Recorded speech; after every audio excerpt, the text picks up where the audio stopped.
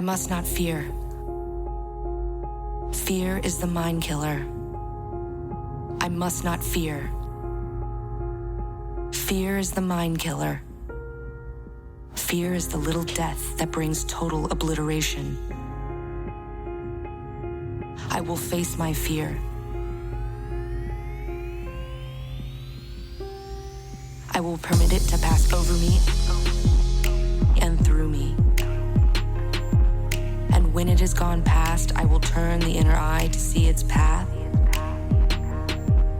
Where the fear has gone, there will be nothing.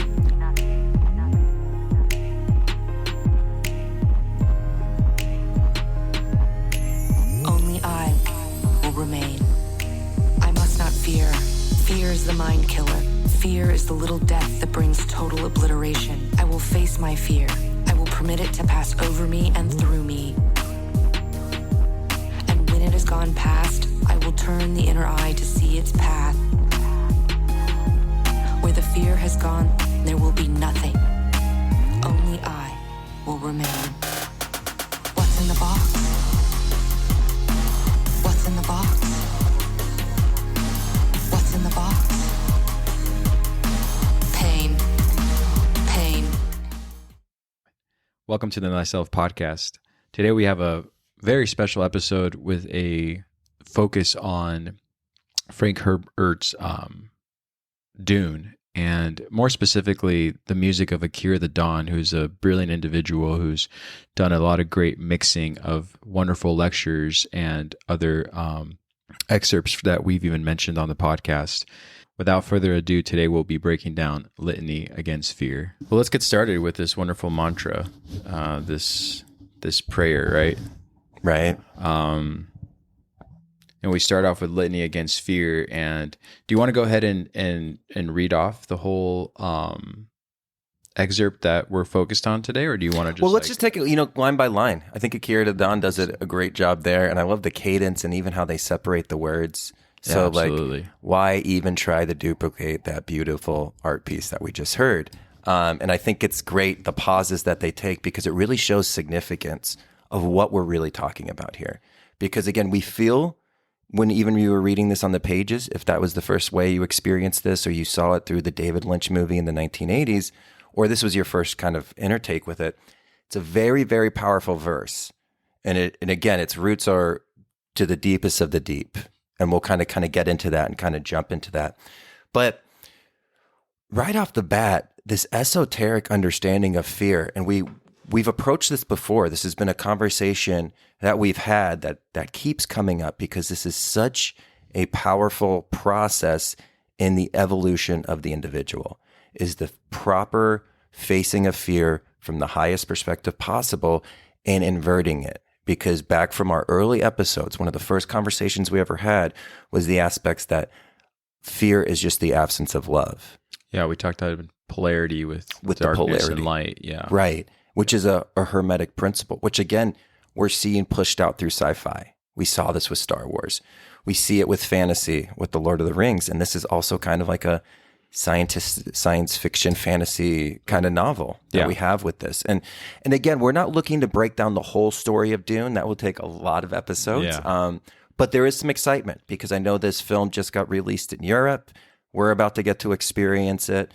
And there's just, it's such an applicable conversation to have now because of the environment that we find ourselves in. And this theme correlates perfectly to these last two episodes that we've discussed together. Absolutely. With Noah's Ark and the movie Nine. Right. And it's all about facing your fears. Mm-hmm. Right. And how do we actually do that? Not so much this brashness where we think we overcome the fear, but that's not the truth. Like, how do we really face these fears and put them through that transmutation process? Right. How do we transmute this fear into love? Because what this is creative energy that's within us. This is inspiration that's within us. This is courage, discipline. These are the fundamental aspects we need to be successful in this 5 sense reality. And they're staying dormant in us. But we have to overcome that. And that's exactly what this is talking about. And This is the biggest fears and the littlest fears that we have. It's just fear itself. And that's what we're going to be kind of looking at. And that's what we're going to be kind of investigating.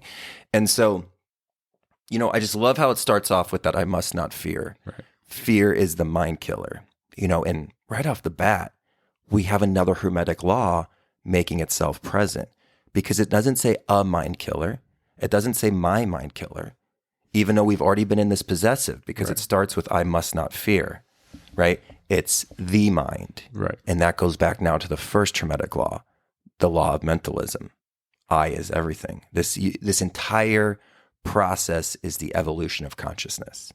So right off the bat, that's what we're looking for. So when we're ever trying to discode esoteric understanding and maybe see if there's a deeper message, these are the clues we're looking at. And again, if the student knows the message, he will get the message. It's like an iceberg. The depthness you understand these Hermetic laws, this natural law, and just this entire process of the individual unfoldment, this mantra is going to come back to you, and it's going to illuminate new aspects about yourself every time you face it. And so again, when we see something like this in a modern expression like Dune, it's a connection to that ability that we talked about with Noah's Ark, how this is a 12-fold story.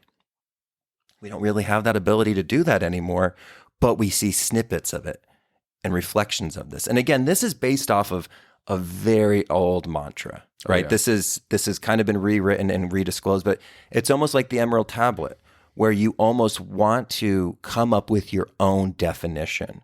So when we utilize this in practice, we might not say it word for word, because when it comes with dealing with these esoteric energies, that personal aspect and you making it personal to yourself is more powerful than following a ritual step by step by something you read in a Golden Dawn book. Yeah, I know that we've talked about like methods of meditation that people ask us about, and a mantra like this is extremely special to know how to take that, as far as the energy that you're delaying on yourself because of fear. You have the ability to sort of reset and recalibrate with that mantra to really tell it back to yourself and actually move forward with that. I know that there's a quote that says that find out what a man's greatest fear is, and that's where he will find his growth. Right. And with fear, I mean, it's just as you said, as the mind killer. I mean, it's its own energy but it works against us. Right, because it's just inverted energy. Exactly. It's energy that has not been transmuted. And the problem is this is you under here. The only thing that the fear is covering is your full expression. And so you are never going to be complete if there's fear within us. Mm-hmm. Okay. And then how do we do that? How do we create that aspect that we have this internal knowing and this eternal knowing that whatever happens in the external world has no effect on our soul unless we let it.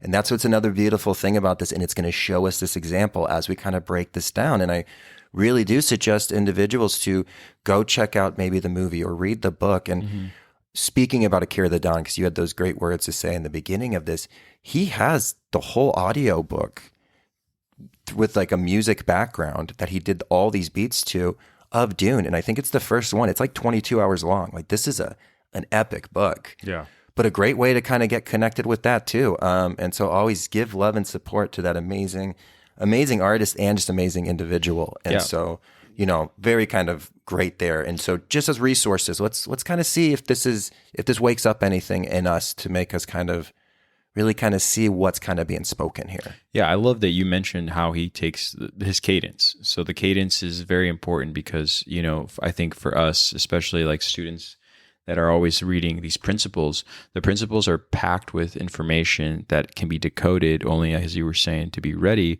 but they're so short. And I think what he's done a brilliant job at with a lot of people that he's taken different lectures from and reproduced them through this music, he has a way of putting the pause, letting it sink in, and then continuing on. I think that's like my favorite about the work he's done. It's like, okay, like he's not just like taking one phrase and then ending it at a minute or so. It's like it takes it and prolongs it and drops certain musical tones to help you sort of like absorb the actual message through the way he produces it, which is great. Oh, no. Especially in a mantra, you know what I mean? Right. Like you want that. Absolutely. You need that. That timing, that tempo is just as important as the words, right? And the space between the words, just as important. And so, yeah, I completely agree with you. It's just like when somebody reads to you the Bible and they're very comfortable with the Bible, it's completely different. Like you can even take like an English major that's a great reader and they can read you the Bible and it's okay. But then you could take somebody who maybe doesn't have much of that kind of academic education, but they really know the Bible. And it's a completely transformational experience when you're listening to them, because it is the pauses, the spaces in between, right? Yeah, orators are special individuals can actually like really put that sort of like feel inside that it needs to be a part of the information that's being relayed to you. But I don't want to cut you off. Let's go back to fear. There's so much about fear. We talked about it with the Bible. I like that you mentioned the Bible. So, it's in the Bible. I don't know how many times to fear not, and to call on God and to fear not. It's just in every chapter that you can really find throughout the Bible. It just mentions over and over and over. And they're short too. I mean, I know one of the things I was reading, about fear being the man's like most basic weakness, So it's like, of course it's going to be in a story like the Bible, whether it's the King James or older than that. It's a known energy that's inverted that you were just saying. Yeah, absolutely. And it needs to be transmuted. It's calling for it. And we're not going to be complete until we're done. And the problem with fear is it manifests in the external environment in a different variation than its source it comes from. So that's what we're going to be doing today, finding the source of this fear, so we can transmute it at the roots, right? Because fear is the mind killer, but this is not my mind. This is the universal mind. This is your connection to consciousness. Fear cuts you off from the evolution of consciousness. Brilliant. Love is the expansion of consciousness. Yeah. This is the constriction of consciousness. And it's okay to be afraid. Right. That's the big difference that people don't understand. Or not understand, but it's like, we're not talking about being afraid versus the fear. We're not saying do stupid things. Like, we're not saying like, well, know thyself told me to parachute without, to jump out of a plane with like no parachute. Like, that's not what we're saying. We don't want to do dumb, destructive things, because if we do dumb, destructive things, that actually shows that fear manifesting even out us. And now we're sharing it with the world. Right. So we have to completely invert that. And so it's that transformation of that fear into love, because it's the same energy. It's just lacking that expression of consciousness and that expansion of consciousness. Right. And so what fear does is it disconnects you from your thought process, from the higher thought process. So now we're stuck in this 5 sense reality. So what we're going to do is we're going to see fear all around us, because when even our external environment gets scary, and we're going to talk about what that is a projection of, because we're very responsible for that. This fear is going to make us be operating in that R complex. Right. We're going to be in that fight or flight mode. You against me. What do we see right now? You against me, And so we move away. It becomes this me in here rather than this us in here. Right. And that's what the higher man connects us to, the us in here. You have consciousness working through you as well. You have hopes, dreams, desires, right? Pain, struggle, all of these things, but we're connected. The higher mind makes me aware of this. And this is why when we approach each other and we support each other and each other's goals, because we know we're individual entities, but at the source, we share the same thing. The same thing. So it pushes you in this me in here, which is important at times because we need to understand ourselves and identify ourselves, but we're cutting off by that higher mind. We can only process as much as we can in this 5 sense reality. So what you have here is like that physical scientist that really knows the physical sciences very well, but has no connection to anything beyond the 5 senses. Right. So they have a very calcified, compartmentalized aspect and look on life that lacks love. So they might be able to analyze and break everything down, but there's no connecting unity. There's no gold and silver thread that kind of contains everything. Right. Which we need. It's that holistic, it's the feminine. Yep. Right. And so this fear cuts us off from this ability to process this mind from that higher perspective. Right. Right. Because it speaks about it. It's that little death. It's that little death of your universal mindset, of you being able to download information, feel, understand, see the bigger picture, right? what that does, what this death does, is it creates a death within us. And then because it's this fear, it's going to start affecting the aspects of how we view the external environment and how we react with our external environment. Yeah, it'll. I mean, as I think, so I feel, so I act, and so that Trinity will come to fruition with the wrong intent of fear. And that's the thing about enlightenment, is that everyone wants to know what enlightenment is, but enlightenment, has that ultimate state where wisdom is found in the action that you take, and disconnecting from the energy of that negative fear, the negative aspect of ourselves or of the universe around us, as we're all connected through that golden thread underneath the ground. I mean, I think it's, if I'm not mistaken, for any botanists out there, but I think it's aspen trees that, on the surface are all in a forest with each other, but underneath the ground, the roots are all connected. They're all, so it's all one big living being above the surface, but you don't even know it. You're like, well, that tree's that tree's that, but they're always connected, helping each other out. And we lose that connection as humans, knowing that, well, no, there's just, what's good for me is good for me, as we've said that before, for people who've taken that path of fear. Even when we talked about Star Wars, we broke down that sort of like the dark side, being that there is no connection to a higher force. The only thing is, this evil and this like energy that we can like work on to conquer all living individuals, the box. Yeah. And that'll move into the box. Yeah. But go on, man. No, I love that. I love that connection again, because again, that's why that movie is so special to people. Right. That's why this mantra is going to be so special to people. That's why it's been so special to us, And so it's this aspect of the fear has to be faced. Okay. Because it's part of ourselves that's not getting expressed. And this could be from aspects of experiences and maybe trauma that we've had in our past that we've actually kind of calcified and put blocks over. And so we don't even know that we have these subconscious feelings, or we don't know that we have these subconscious reactions to events, to certain kind of people, to even potential life experiences. Right. So we actually might want something in our life, and we don't even know that we're working on destroying that same very thing that's going to give us peace, what's going to give us hope. And we are actually destroying it in the background through our unconscious, unintentional manifestations. Right. So this is important for you, not only to face the fear, to fight, to tame that dragon, but this is what's keeping you between being the person that you can be. It's only fear.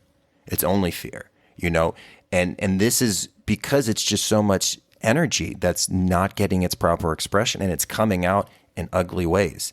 This is why people hurt people. That fear has actually filled up inside them so much that now it's bleeding out, and it's actually pouring out. Their cup is full of fear, and it's actually leaking out on other individuals. Well, the world that they've come to know based on fear actually becomes the world that can be physically seen by their own eyes. Therefore, they're always their own worst case in their lack of progress, because it's coming to fruition based on their own misunderstanding of the world. So you can't unconvince individuals, because they start to tell you sort of how we talk about those collapsing waves. The way it's collapsing for them in the negative sense gives them affirmation that, no, this is the world. Mm-hmm. You're just on another cloud, or you're in a fog and don't know, or you're naive of how awful this place is. But this place is awful. Let me tell you, here are my anecdotal evidence based on it. It's like, no, but you created that. Like that. Yes. That's the energy you've surrounded yourself with. So the world is playing out by the cards that you're playing with. But in this case, they're the cards found in the root of fear. Right. So it's just continuously happens. I know people like this because you can't unconvince them. Like they're almost holding on to that energy where they're just like, this is,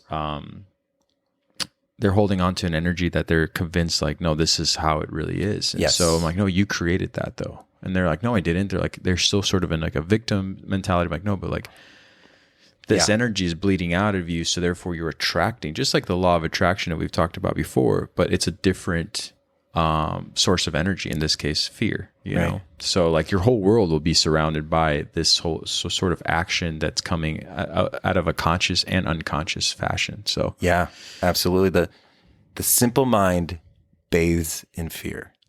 The simple mind bathes in fear. And I'm not saying like, oh, so you're saying like, I'm saying the simple mind that's not connected to the higher mind. Right. Because there's a beauty that comes in simplifying your life and living more of a simple life and aspects like that. That's not what I'm talking about. I'm talking about the individual that wants to only identify with the five senses.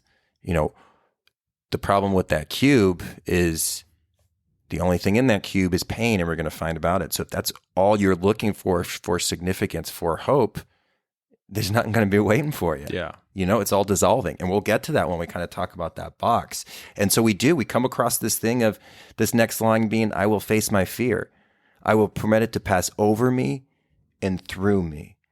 And again, this is step by step of how you're going to do this. Right. Like they couldn't have written it out more directly for you if you think about the alchemical process. So we have to face our fear. Right. So we see it. So now when this fear rises up, we don't run away.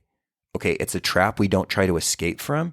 Now we're going to stay in the trap and we're going to follow that desire back. And so what you do is when the fear comes in, when we feel this fear about anything, right? And this is more about like our growth. Like if you feel danger in your environment, don't sit there. Right. Like you need to move. Like there's no courage that comes with stupidity, right? Stupidity in this realm will always trump bravery, right? If it's a stupid thing you did, even though it was brave, like that doesn't mean that you're going to be permitted for success. And so what this is, I will face my fear. I will permit it to pass over me and through me. And we're talking about subconscious blocks in our mind. We're talking about our habits we don't want to admit. We want to talk about those secrets, those feelings we have, that stuff that we just aren't even aware of. That animus projection that we've been talking about in the other podcasts. Like this is what we're talking about. And there's only one way to transmute it. We have to put the light of consciousness on it. Right. So we face that fear. Okay. And then it gives us it line by line. I will permit it to pass over me. So you take that fear, okay? And say it's in Malkuth, say it's at the root of your chakras. You're not going to be able to transmute that with the same energy that caused it. And we're going to have to get it through a higher perspective. So we literally take the fear and you almost want to witness it go up your entire chakra system and beyond, because I will permit it to pass over me. So what we're going to do is we're going to take that fear and we're going to kind of pull it all the way through the chakras and even push it to the universal divine. And then what we do is we glorify it there and then we bring it back down. And so what you're going to do there is that block, you're going to be down there in Malkuth and you're going to be trying to, with the same thing, kind of be breaking that. And you're never going to break through. It's this hard surface. And you're like, I don't understand that. Well, you have to pull up the divinity. You have to do this through the process of fermentation. Right. We're taking it up so that purity happens. And then you bring it down with the gravitational pull of the universe. And you have this new baptism of this energy. You have this fall. And now you're literally hitting it with force. But you're hitting it with divine force because you took it from the roots and you pulled it all the way up through you. Your access to the universe, your access to the infinite. And that's what we do. We bathe the fear in there, and the solution's not there, because what this is doing is it's going to come down really hard and break those blocks. Right. And now when we break those blocks, it's not over. Like, what are we doing there? Now we have Noah's flood, because now we have all this emotion. We have this archetypal energy that we've buried down from these experiences that we had in our formative years where we didn't know how to process them. So we put them in a closet. Well, this is that key, but you have to get from the divine key maker. Okay. This is also in the Matrix, why they had to find the key maker, Right. Because the doors are locked. So how are we supposed to get that root based energy to unlock that? No, we have to take that up the musical notes. We have to come from a different octave. We have to let the over self see this, because what does the ego see? That over self, it sees the source. Right. It actually sees where this fear is coming from, because it gets this top eye view. So when it comes down, it's not going to be in the experience that we're seeing it in the external world. It's not going to be that surface level fear we think it is, because it's a much different aspect than that. It's much deeper. And so when that divinity goes up, not only do we get this energy to come down to break these blocks, but we get the perspective of where to go to the source, Right. Which is all we hear about in spirituality, is go to the source. Well, it's not just the source of life, but it's the source of your fear, because that is the death of life. That's the source of your death. That's the source of your spiritual death. That's the source of your mental death. And even that's going to be the cause of your physical death. Right. Right. And this is the selling of like the soul, like when we don't do this work. And so we bring it up to this highest perspective. and we let it literally go past us, right? We permit it to pass over me and then through me. And so we go way up high and then we take it down low and we follow it back to the source. Right. And we hit it with everything we have because we now have this divine essence. Yeah, I mean, I love what you're saying about going all the way to the top and coming right back down. I mean, the source of our building blocks will come from breaking the major block that's at that root chakra. So once you come down with that sort of divine might and break apart, then you can start reassembling. Right. And that's the best thing that you can do as far as once you've conquered the first step to facing your fear and then breaking through the fear and then recognizing it, like actually being able to see it, not so much run from it and say, okay, well, there it was and I avoided it altogether. It's like, no, now you, as you were saying, bathe with it and sort of build from there. And I think it's a major step in life that we all have to face. We talked about this with the 7 stages of alchemy. I mean, that's kind of how it starts, from the very get-go, and then you sort of make your way to the next octave. Right. So I love that. what you're saying, man. No, and it's just so important. And like, again, this is like when Dante's in the Inferno and everything is going, and then the messengers of God and the angels come and all the demons have to cover their eyes. And that angel's like, no, they get passage. Yeah. They're allowed to pass through. That's what this is. You have to pull in that help. You have to get from this higher perspective. You have to get back to the source of where you came from. Right. Because you're just visiting. So you're not going to find anything of everlasting value on this vacation because it's all in your homeland, right, which is where we're making our way back up. And so exactly, we push that energy up there, right? And then we go, and it go through me and pass. And when it gone past, I will turn my inner eye to see its path. And where the fear has gone, there will be nothing. Only I will remain. Right. Okay, what is that I? That I is the universal consciousness. So when we take this fear, we put it through this purifying fermentation process, we bring it back down for the energy to crack these surfaces so we can release this dormant energy within us. The only thing that's going to remain is I. And that's what this whole thing is. This whole experience is for you to know you. Yeah. Right? To introduce I to me and make that full expression. It's that full individuation. So with these blocks, we're never going to be able to fully complete ourselves. And until we fully complete ourselves, we're going to stay on this wheel. Right. And so only I remain. We come back to the ASICs of where we started. Right. I must not fear, only I remain, because there is no fear. There is no fear. It's our poor relationship to areas where we need growth and courage and progress. So we need to see this. And this is why we kind of are working through this kind of line by line.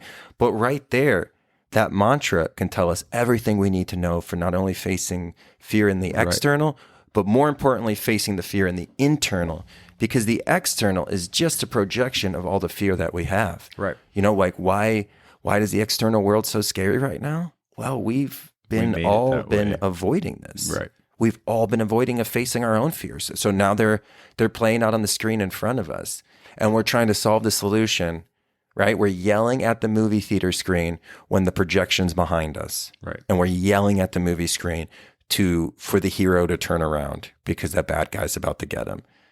But it's not there. That's just a projection. Right. That fear of the bad guy's within us. It's these unincorporated aspects of ourself. Absolutely. And so that's the only thing that fear is going to happen. And if we don't uncover this, we can guarantee destruction. Oh yeah, a civilization created on fear will die together in fear. Exactly. And it's not as easy as to just, say, okay, here's what I've been fearing the most. Now I'm going to look at it and let it go over me and then just move on with my life and it's going to be okay. It's like, no, it's continuously happening in those structures that are all around us right now as we speak. I mean, individuals living a path right now just based in fear, even though they have rewards that they consider on the side of good, I suppose, in this world, but they're always ready to go instinctively. They're already blaming the worst case scenario to be amongst them and about to happen. And that's just like the manifestation that comes out of that is just terrible. Yeah. You know what I mean?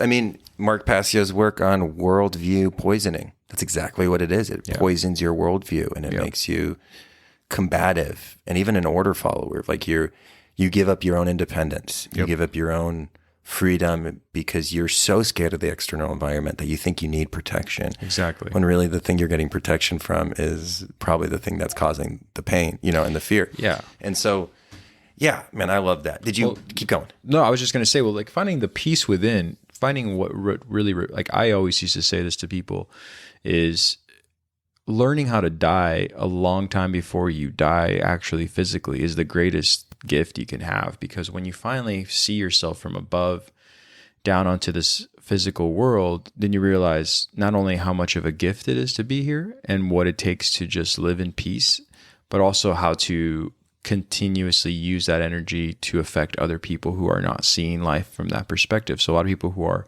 holding on to their physical body and not wanting to die physically just yet live in this fear.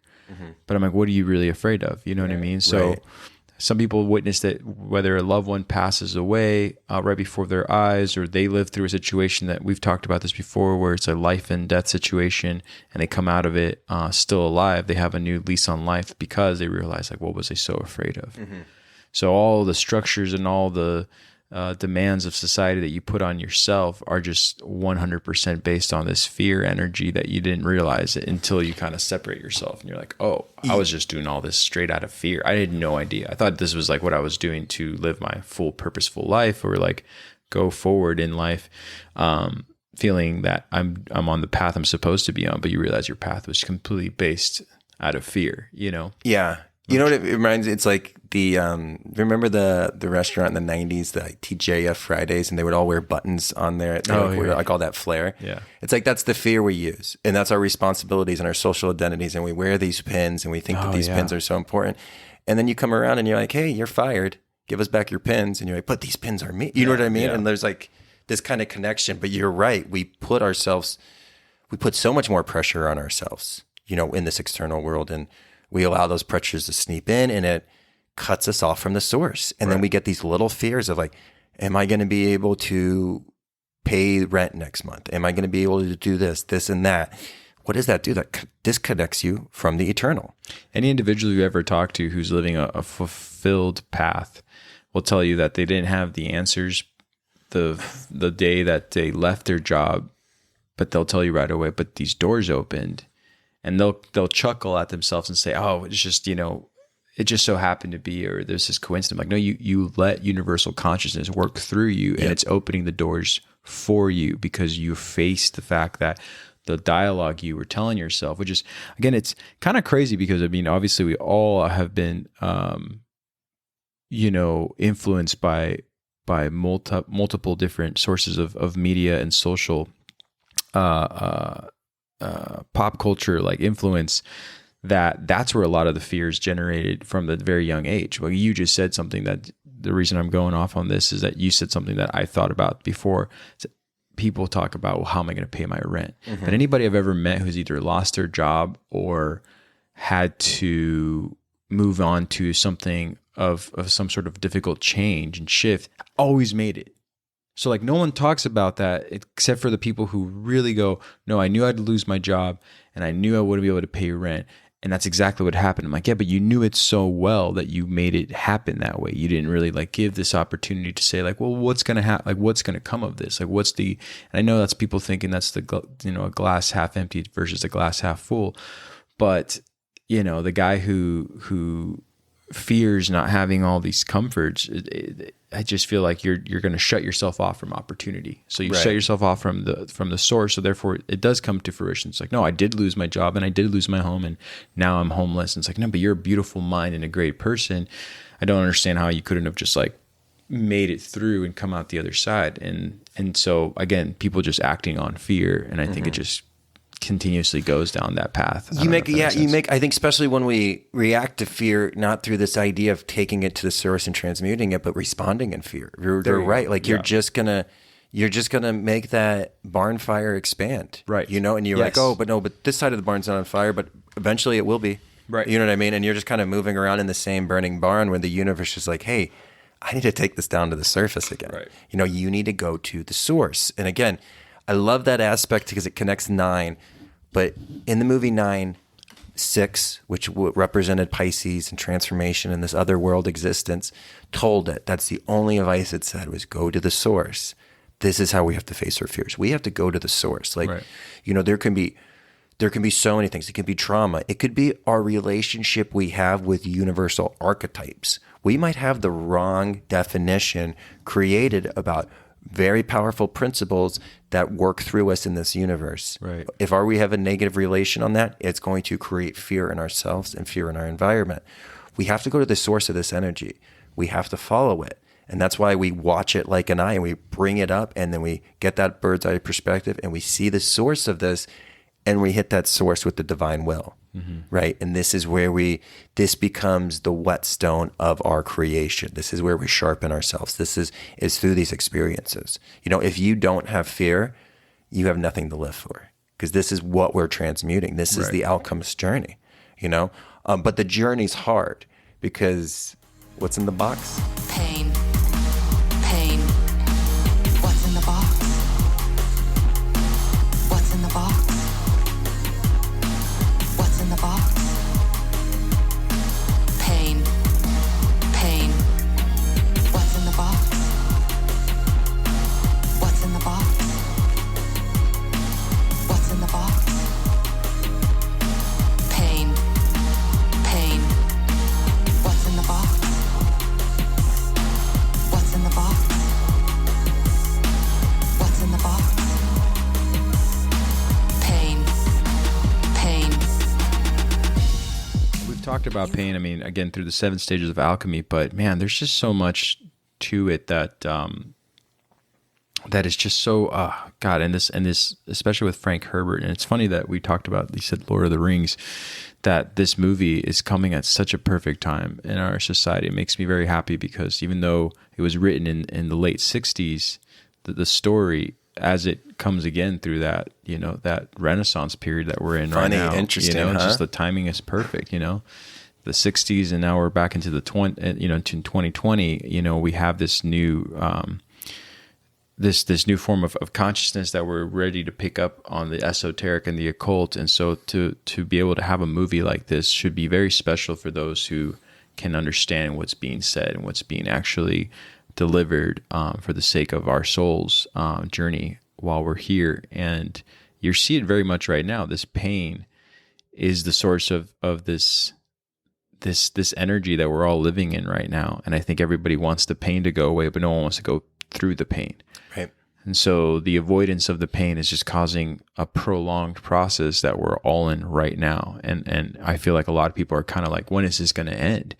And it's like, it's going to end when you can let go of the things you're trying to hold on to that you think bring you peace, which are just on the surface. It's like, how do I get back to my movies, and how do I get back to having a 9-to-5 job? And it's like, every conversation I've had with an individual was like, I got to get rid of the 9-to-5 job. The 9-to-5 job isn't for me, or this path I'm on with this career isn't for me. But now everything's been shook up and shifted, but everyone's like, can we just go back to the way it was? I'm like, right. We'll never go back to the way it was. We must go through this, but we also must know what to use out of the energy that's being generated right now. And the energy, unfortunately, that's being generated right now as a mass rather than of a higher consciousness is one of a lower consciousness. And that's where I think people are getting stuck into that lower self. But there's a way out, Right. So. Yeah, no, absolutely. And we're at this choice because the old world is never going to be a peer. And so this new world's being created. And so you have to make a choice. You're like the caterpillar. Right. Are you going to fight the butterfly wings and demise? Because again, this old world is changing and shifting. Or are you going to take the sights on the new world? And so what that comes down to and why this is such an important aspect is because they're trying to let you know what is in that old world and what's going to be holding on to that. And that's pain, because that's the cube. And this is Saturn's realm. Like as spiritual as we are, and as we look at alchemy and we look at all these subjects and they're so beautiful, we still don't forget whose land we're in. We're in the land of experience. We're in the land of consciousness evolution. Right. And it hurts. It's hard. This is not like anything we experienced before. That's why we have a meat suit, to actually protect us, to protect our soul. because this is such a heavy environment. And the problem, the only thing in the cube, which is the box. So this is the box. And in this scene, the main character, Paul, is told to put his hand in the box, and he feels an intense pain. And he asks her, he says, because it's this like priestess, and she says, put your hand in the box, and she's testing him. And he says, what's in the box? And she says, pain. And that's what's in this box. Everything needs sacrifice in this 5 sense reality, right? Even if I eat a plant-based diet, I have to kill vegetables to survive. Right. The animal has to eat the other animal. And if that animal doesn't eat that animal, the animal that doesn't eat dies. We're in an eat or get eaten system. Right. Okay. You're not supposed to find the divinity in the eat or get eaten system. You find the divinity by transcending the eat or get eaten system. Right. There is no hope. You know, that aspect of in Dante's Inferno, when he sees that, when he's going to the Inferno, it says, leave all hope behind. There is no hope here. There is no hope here. Right. Like your connections you have with people, the beautiful, you know, those funny eye contacts, those funny moments, the experiences of love, the experiences of joy. That's not the 5 sense reality. That's finer substances that is above the 5 sense reality that you're partaking in. And you open yourself up to these finer senses because that's what you were made of. That's the source that we're going back to. That's what we free up when we transmute fear into love, is the receptors to perceive this finer substances that's not within the cube. But this is the cube. Right. The cube's hard. The cube's tough. Not only do you have to sacrifice energy, like you don't have to sacrifice and actually kill to get energy, you literally have to sacrifice your energy for a weekly wage. Everything has to be earned. Everything has to be, you want this, it's going to take this much energy. Right. It's not a universal eternal system that we find ourselves in, but what is observing this situation, that is eternal. Right. What's actually transforming, that is eternal. What are we transforming with, though? What chemicals are we using? Are we the alchemist that's mixing chemicals of fear and pain and hate to create our own Frankenstein? Or are we mixing love, truth, and grace? Right. Right. To connect our own Christ consciousness. What are we mixing with? What's the chemistry set doing? How are we taking these chemicals of this 5 sense reality to create either ourselves up to God or our own destruction? Exactly. Do you know what I mean? And so this box is only pain.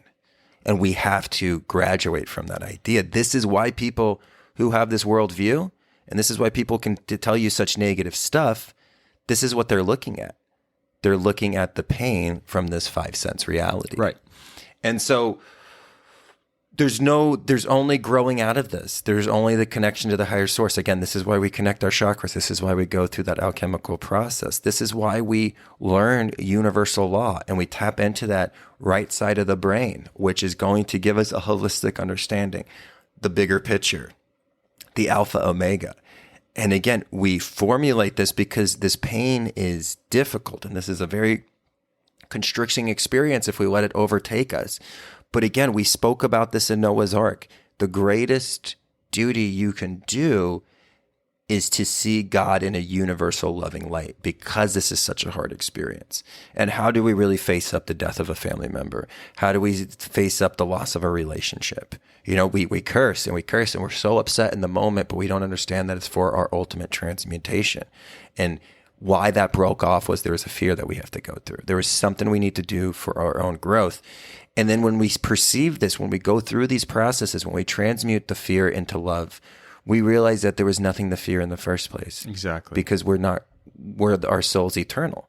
We're part of the source. Where we were told to go back to was the source. And now we made ourselves back to the source and we made ourselves one back with the source. So we've tasted that everlasting life, right? From that everlasting spring. And that's the only thing that can nourish us.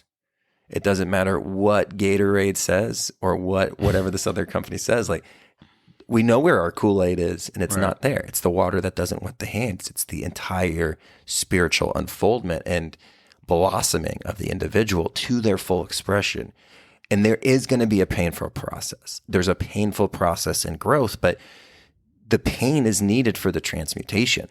100%. 100%. Right. And so this is what we're going to do. So when we think about this box, what's in the box? Well, that box is pain. Everybody you love in the box is going to die.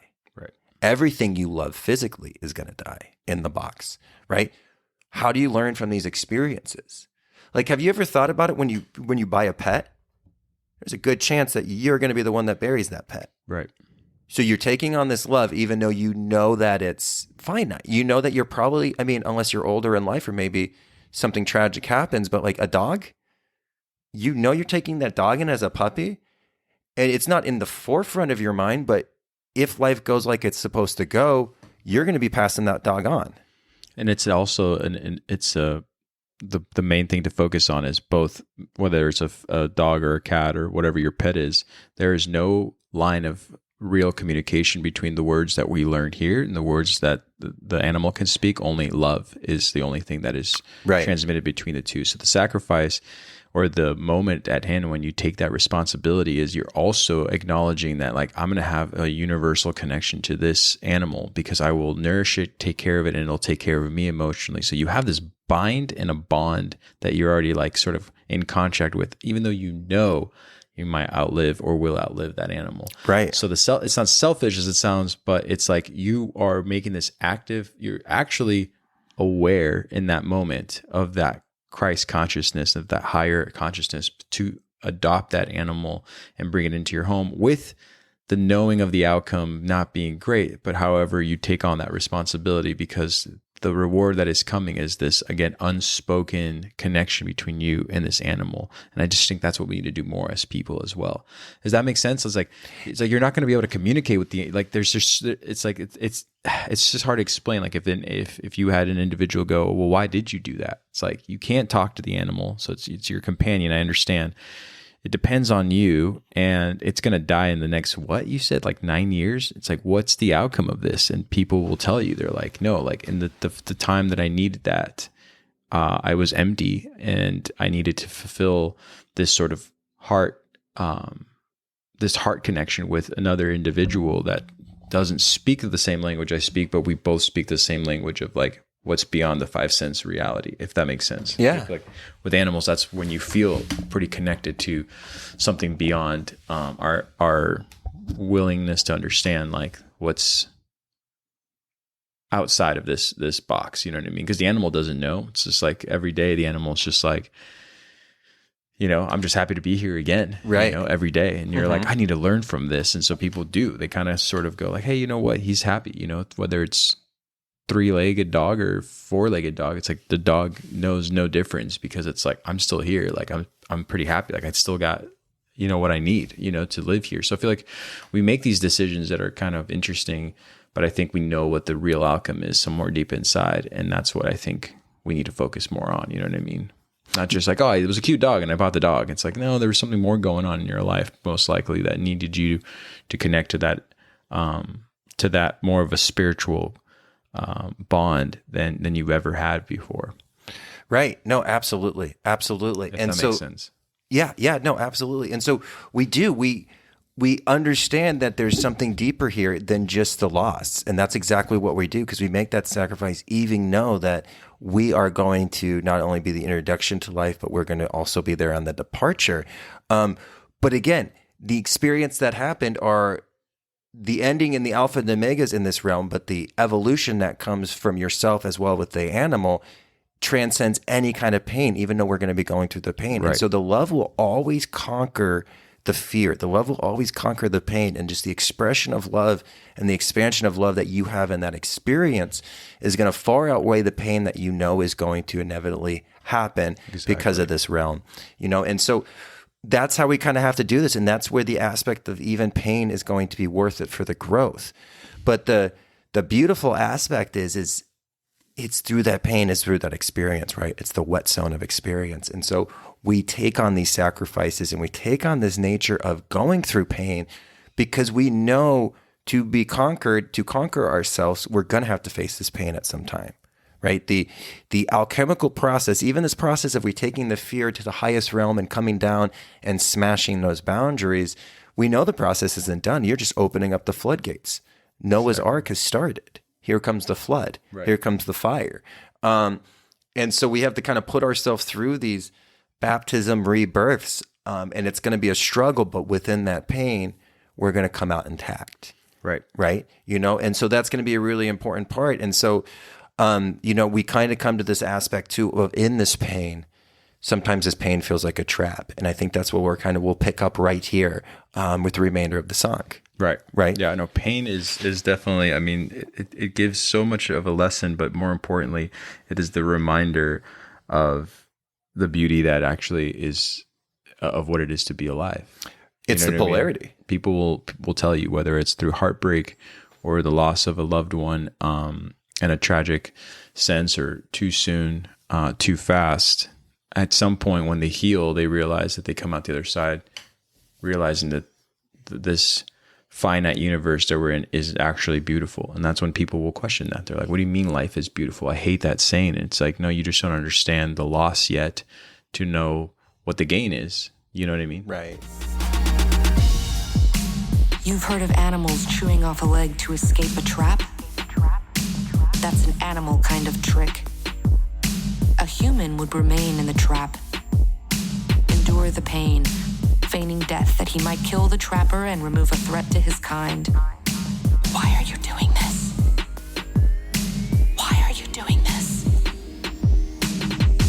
To determine if you're human, be silent. It burns. Silence. His world emptied of everything except the hand immersed in agony. He thought he could feel skin curling black on that agonized hand, the flesh crisping and dropping away until only charred bones remained. It stopped, as though a switch had been turned off. The pain stopped. Enough.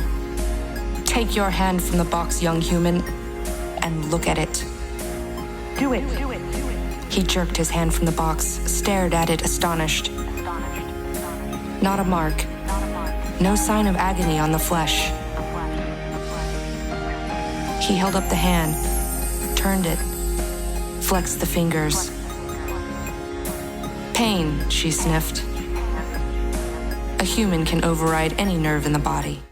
Man, so we have this aspect where now the individual has compared the animal consciousness to the human consciousness. And they said how an animal is going to try to escape a trap, and a human's going to wait for in that trap to try to kill the oppressor who set the trap. Exactly.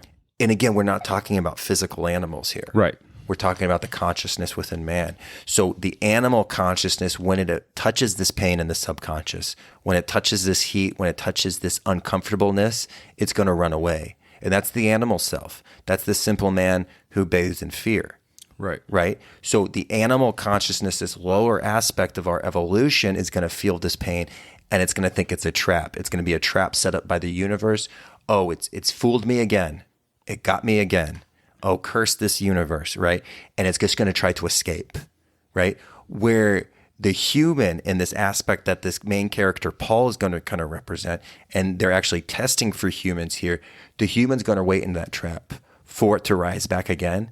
And then that's where it's going to go after that source, right? Because that's exactly what we're doing. We're trying to see the root of this. Yeah, what is exactly. Right. So he wants to see what's hunting him. And what's hunting you? Your past, your relationships to your subconscious, your relationships to external events. That's the hunter. And we empower him, just like we are the creator of Frankenstein's monster, right? Who not only terrorizes our lives, but the village of everybody else. Yeah. Right. And so that's what we see when they're talking about this animal consciousness. We're not talking about like a bear in a trap. We're talking about the bear and man in the trap. How's he going to react? They're going to flare. They're going to try to get all over the place. Yeah. Right. It's like the aspect of that animal consciousness. I kind of like to put it towards the drunkenness of life, right? Because we kind of feel like that aspect of we're almost drunk. And it's like that story of the pearl, where that prince leaves the kingdom of the east, right, which is the rising sun, and he comes to this new land, and right when he gets to this new land, they give him a drink, and he forgets everywhere who he was, and he has this like life of drunkenness, and that's exactly what this animal consciousness is going to be do. Like, watch what happens when animal consciousness in humans is in a painful situation. Just watch, like, we're like all kind of drunk. We don't even know who we are. We don't even know that we're actually from the source. Like, watch a drunk person do anything, let alone handle pain or a scary event. Oh man, that's you know what I mean? Because what happens when you have drunk people in a crowded event when might be a panic, it's worse. Like I've seen a drunk person have a war with a door, like because they couldn't get it open, and every time they did, it hit them and stuff like that. And we helped them in, and they were like, thumbs up. Yeah. They were great energy, but imagine this animal drunkenness that comes on us is when we live in this 5 sense reality, when we're in the R complex, because that drunkenness is adrenaline, and you think everybody's out to get you, and everything's a fight, and it's me versus them. You know what I mean? And this whole aspect is created. And so this human consciousness knows that this pain, knows that this trap that we're in is going to get them the next time. It's going to get higher consciousness. And so we sit and we wait and we become the observer, and we become the hunter of the hunter, right? Yeah. And we look at inverting that energy, because again, with that pain is unexpressed love. And love, again, as just the evolution of consciousness, the expansion of consciousness, right? And so we go through this scene, and before I kind of move on, my man, do you have anything that you want to kind of jump in on that? No, I love everything you're saying and breaking down. I feel like I'll just reiterate with examples that are very obvious based on other things we've talked about throughout the series. And I think what you're saying is 100% correct, though. I really always like that we go back to the point of what you just made, which is, the hurt people, right? Yeah. And so that energy is constantly working around the individual who hasn't, taken the step to go above that R complex and always live in that R complex. And again, it's important to have, your adrenal glands help you in a situation like a fight or flight, but to have it completely on at all times, I mean, not only is it detrimental to your life, as far as like stressing your cells and the cellular system that you have, but also dimming the light that you need to see and follow in order to raise yourself to another level of consciousness. So when you meet people like that, they'll tell you, I don't see what you see. And you're like, no, but it's there. And they're like, no, I just don't see it. Like they've literally haven't taken a step forward enough to see that there's something beyond the darkness that they've created as far as like a veil over their eyes. You know what I mean? Right. So I what you're saying is exactly, I mean, what I hold up to be true, and I try to work it out myself. I know I have a family member who is going through this, and she's married to someone very dear to me, and rather than being combative with her, which is what she's asking from me, I just send her love. Every time I see her, I literally say a meditation. I said, I send you love. And I hope that we can one day meet in a place of love. But man, I mean, even just putting my hand on this person's physical body, she rejects it right away. It's like, no, I don't need your compassion. I don't need your pity. I don't need your, I don't need whatever it is that you think you can give me. And I'm not trying to give her anything. I'm just trying to let her know it's okay. Right. But again, every individual's got to go through their own path of finding out that it's not the world, it's the world you've created. Yep. It's your relationship with it, right? And I know I've said this quote a couple times now in a couple weeks in a row, but I just love it. It's just like the bees can try to tell the flies that honey's better than shit, but doesn't mean the flies are going to listen. Right. You know what I mean? And that's the kind of this aspect that we kind of find ourselves in. And so, we go through this aspect, we go through this painful thing, and we really kind of have to kind of adjust the lens of life that we have. And so he's going through this aspect, and he's feeling all this pain, he's feeling all this burn. And then right when we're at that limit, right when the universe, we think we're at that point that we can't survive this anymore, and thoughts of, terrible thoughts kind of come in our mind, and we lose all hope. What happens? She tells him to remove his hand from the box. And in the book, again, because the Akira The Don did such a beautiful play, he kind of has to cut it to make it fit the song. But there's this deep fear in Paul, the main character, because he doesn't want to pull his hand from the box, because the experience he just went through, he doesn't think there's anything there. He thinks his entire hand has burnt off from the inside out. Like it's a really, really traumatic scene to watch, but it. You felt this before, not so much in this case, but this is what happens when you put your hand in the box. And also remember, he puts his right hand in the box, which is our connection to divinity. And that's kind of that's what really hurts. That's what really hurts when the world doesn't live up to our expectations. It's that inner source. Like that masculine side is just like, I'm going to get mine. But like that right side, we lost hope in the world, and that's what hurts. The world's not to like our looking and our liking, And so he's so terrified. And then he pulls out that right hand of divinity, and there's not a scratch. Right. It's fine.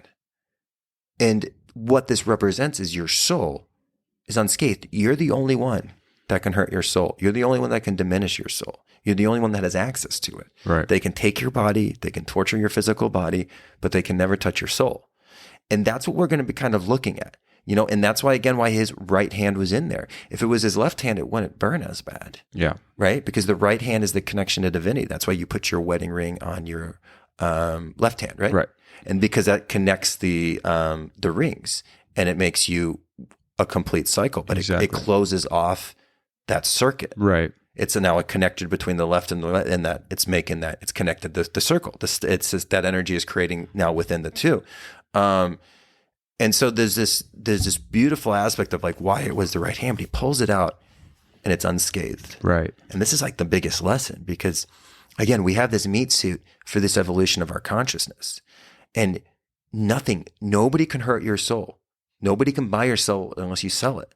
That's why there's literally, like when they talk about, I sold my souls, like there's literally like this contract process that goes, because you can't just give it. You can't just do that. It's yours. It's the only thing you own. Right. It's the only thing that's coming with you. This is not only the recording of all your experiences in this life, but what came before, but it's also that fire of life, and it's also how you attract in this life. It's the most important unit you have, and it's unscathed by the fires of life. And we can transcend that. And she talks about it, how humans can turn off any nerve in their body. And that means we can do anything we need to do for our survival, and not just physical. Like you hear Right. these amazing stories about physical survival, right? But this is about your soul survival. And you will face any pure fear that you need to, and pain you need to, because that's how your soul is going to be set free. And that's what she's Exactly. looking for, right? It's just such a powerful moment, man. I think that Frank Herbert, and the way how he wrote this, it's just such a way of expressing this process that we're going through right now. And I think that, if we were living in, sometimes people think, well, how do I avoid the pain, or how do I know I'm living in pain? It's like this.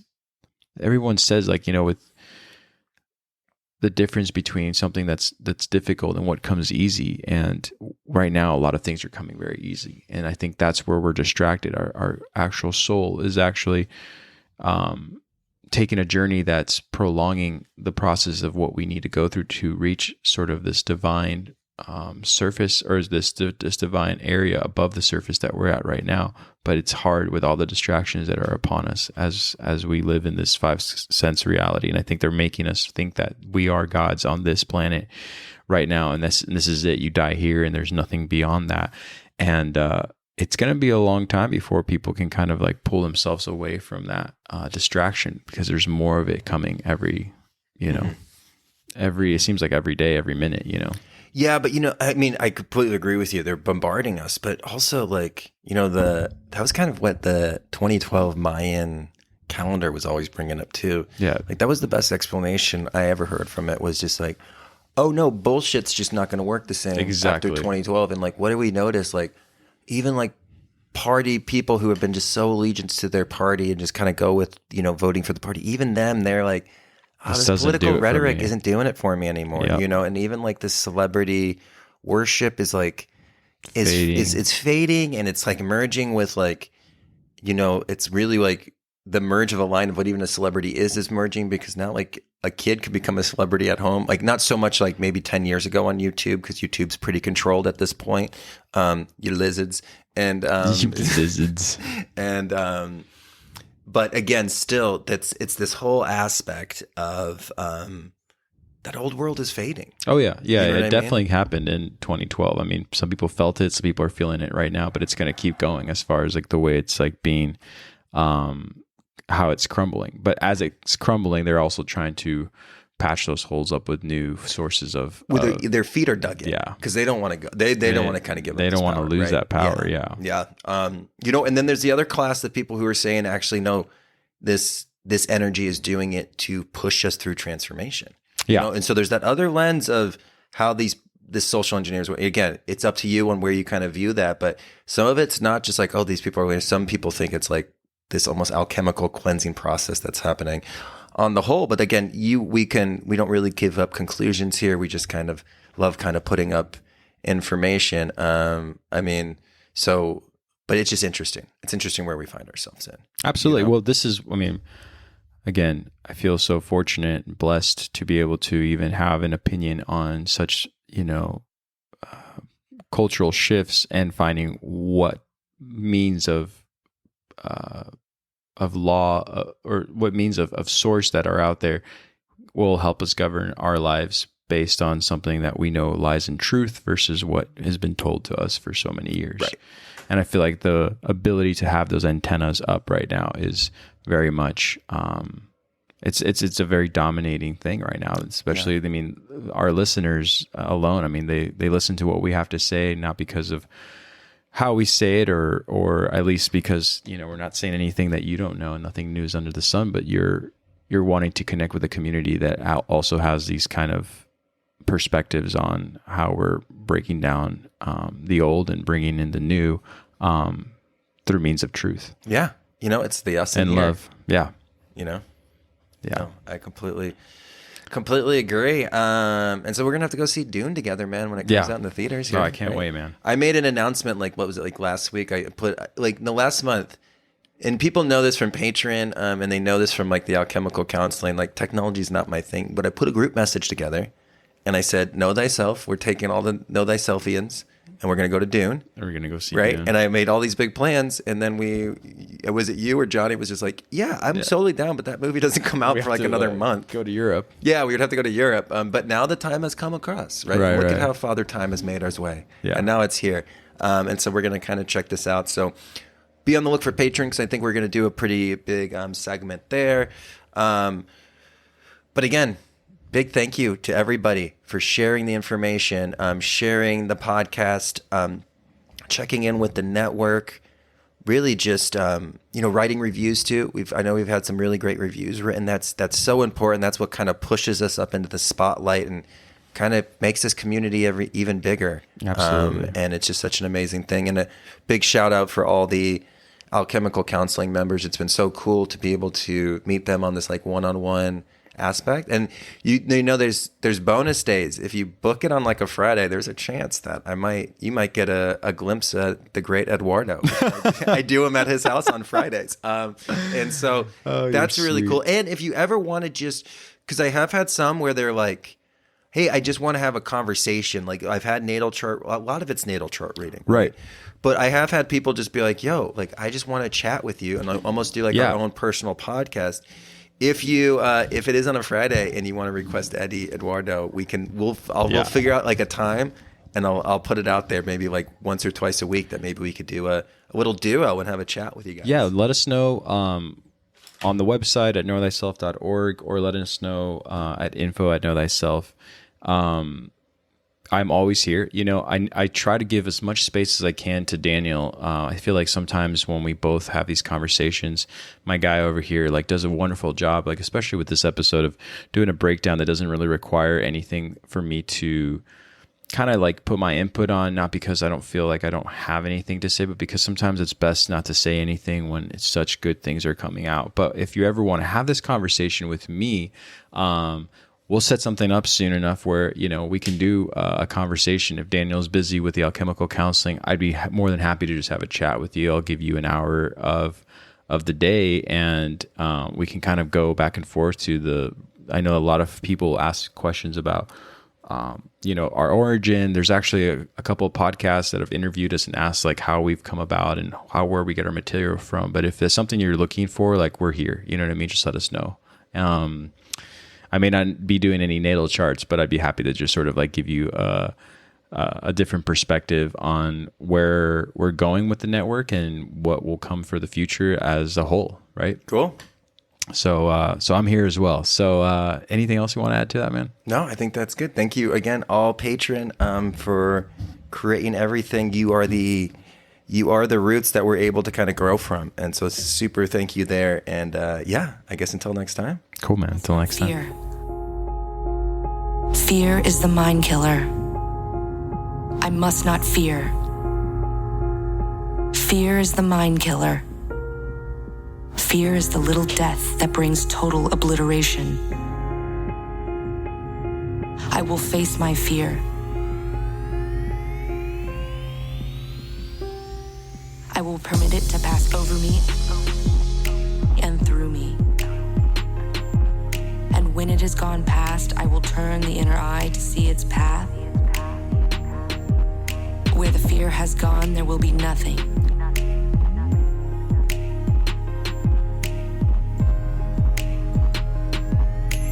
Only I will remain. I must not fear. Fear is the mind killer. Fear is the little death that brings total obliteration. I will face my fear. I will permit it to pass over me and through me.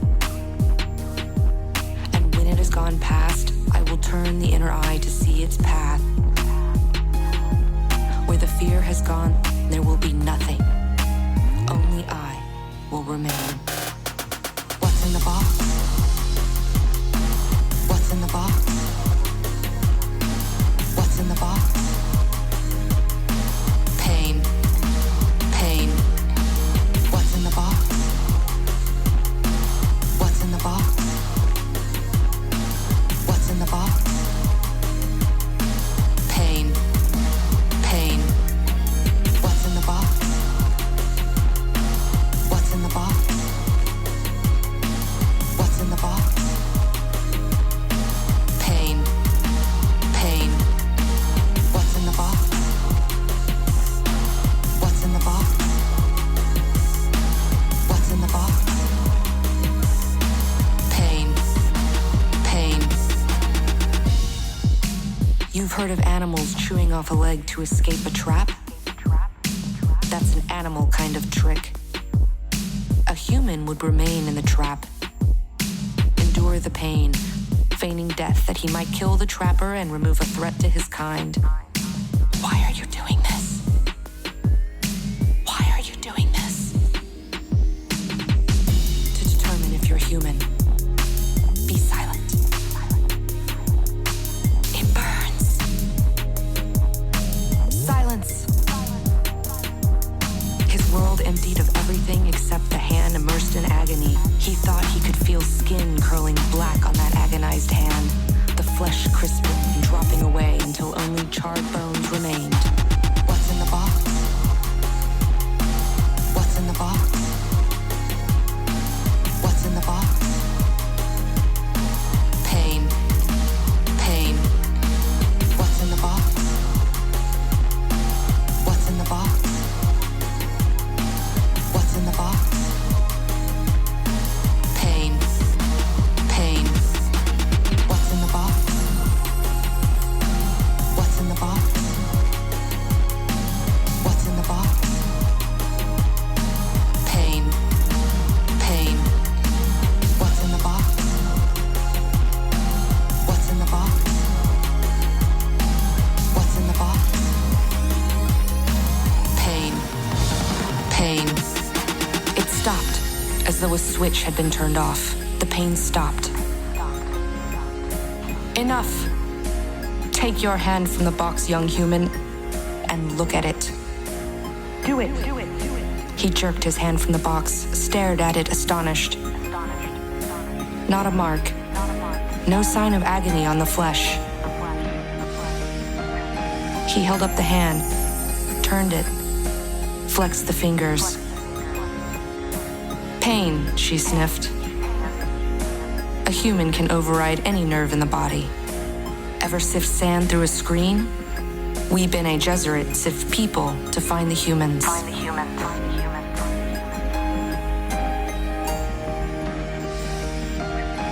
Paul felt that he had been infected with terrible purpose. He did not know yet what the terrible purpose was.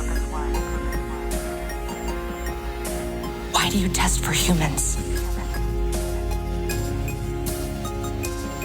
To set you free.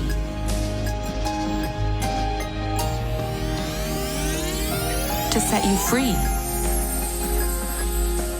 Free?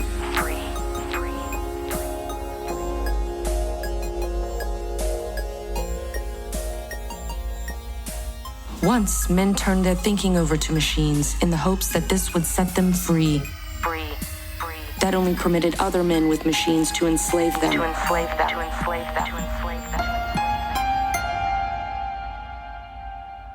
Thou shalt not make a machine in the likeness of a human mind.